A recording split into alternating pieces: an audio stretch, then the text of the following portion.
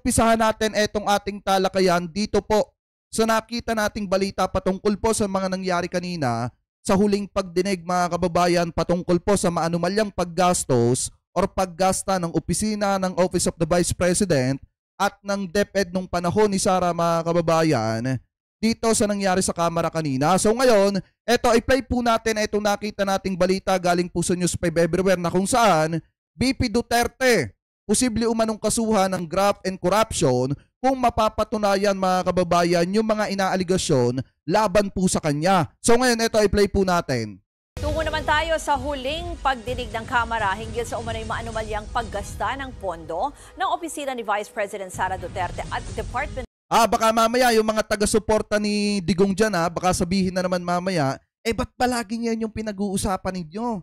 Ba't palaging puro OBP, DepEd? At yung confidential funds na yan, bakit hindi nyo pag-usapan yung about sa mga flood control ng administrasyon? Mamaya may inihanda tayo para dyan. Of Education nung siya pang kalihim nito. Ayon sa komite, kung mapatunayang may misuse o misappropriations ng confidential funds, maaari raw umabot sa graft and corruption ang ihahaing reklamo sa bise at sa mga opisyal na sangkot sa paggasta nito. Para sa ibang detalye, makakausap natin sa linya ng telepono si Marian Enriquez. Marian, ano nang update mula dyan sa hearing? Yes, Ruth, ngayong araw na nga yung huling pagdinig na House Committee on Good Government sa investigasyon nila sa higit 612 million pesos na confidential funds ng mga opisina ni Vice President Sara Duterte sa Department of Education at OVP. Paglilinaw nga ng chairman ng komite na si Manila Representative Joel Chua, tanging pagtalakay lamang ng confidential expenses yung kanilang tinatapos at magpapatuloy pa rin daw ang kanilang mga pagdinig sa susunod na taon. Ito'y para... Alam niyo mga kababayan na nakakalungkot dito, hindi natin nakita na magsalita etong si Nolasco at saka etong si mga kababayan, etong sila Chika. Kasi unang-una sila na yung makakasagot Sila na yung makakasagot mga kababayan kung saan napunta yung 125 million pesos at yung 37.5 mga kababayan na 3 beses na winidraw. Tatlong 37.5.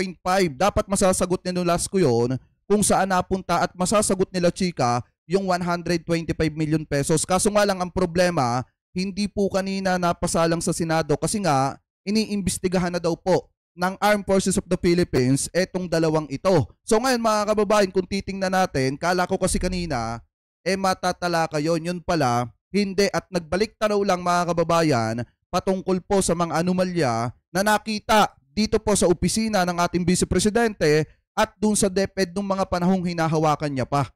So ngayon, ipagpatuloy pa natin. Sa pag-usapan naman yung iba pang umunoy maanumalyang issue tulad ng DepEd Computerization Program. Samantala, sa year-end report ng mga miyembro ng komite, base sa mga nakitang irregularidad, kung mapatunayan ngang may misuse o misappropriations ng confidential funds, maaari raw umabot sa graft and corruption. Ang ihahaing reklamo sa bise at mga opisyal na sangkot sa paggasta nito. At kung 612 million pesos ang pinag-uusapan, malinaw na papatak din ito sa plunder.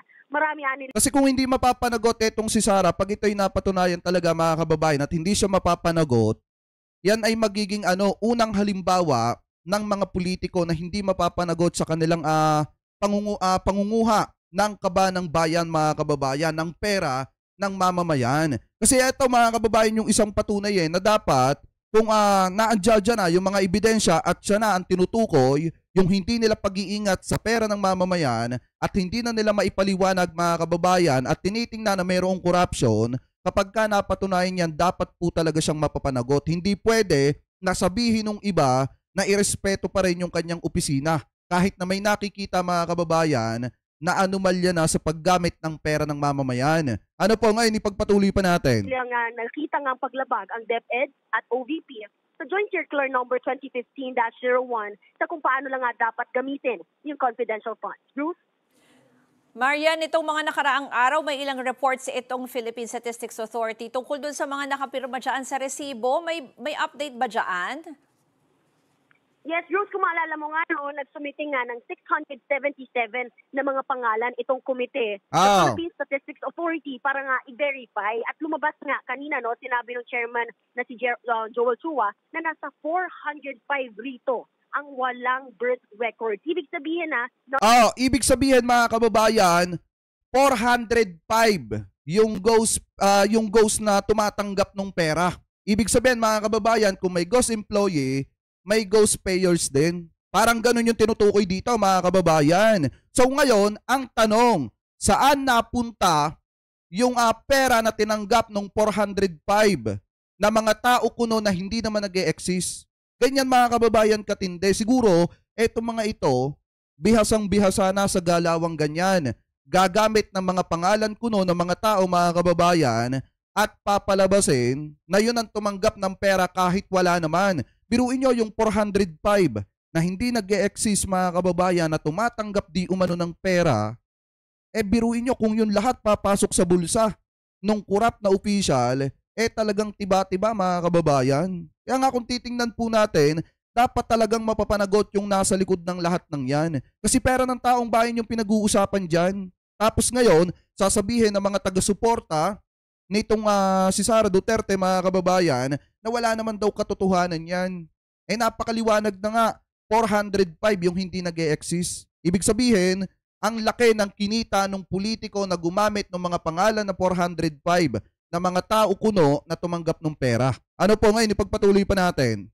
Non-existent. Lumabas din nga doon sa presentation ni Assistant Majority Leader Gia Alonto Adyong na may nakita sila acknowledgement receipt na magkaibang pangalan. Ito nga si Sally Rendon na mula Surigao City at Sheila Dado na mula naman sa Vigo City. Pero magkapareho yung kanilang pirma. Meron pang resibo na nakapangalan sa isang Alice Crescencio na tulad ng kaso nung kay Kokoy Villamin, kung maalala nga ninyo, pare-pareho ang pangalan pero magkakaiba naman yung mga lagda sa tatlong resibo. At ang mga lugar magkakalayo rin. May Iligan City, Lanao del Sur at pinirmahan. Nakakapagtaka nga dyan mga kababayan kanina, kaya tawa ako ng tawa habang nanonood ako nung hearing. Kasi biruin nyo magkakaiba yung lugar pero magkakaparehas yung pirma. Bukod sa magkakaiba yung lugar, magkakaiba rin yung tao mga kababayan pero magkakaparehas yung pirma.